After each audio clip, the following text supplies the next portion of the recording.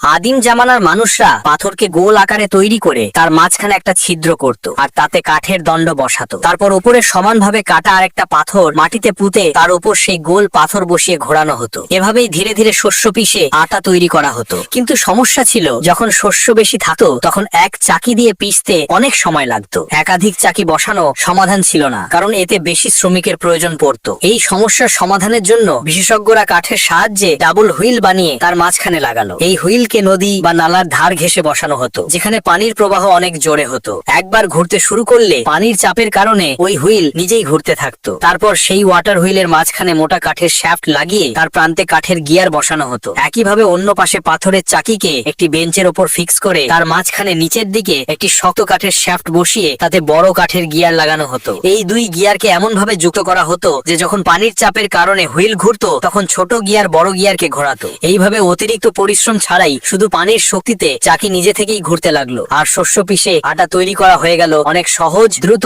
এবং অবিরত।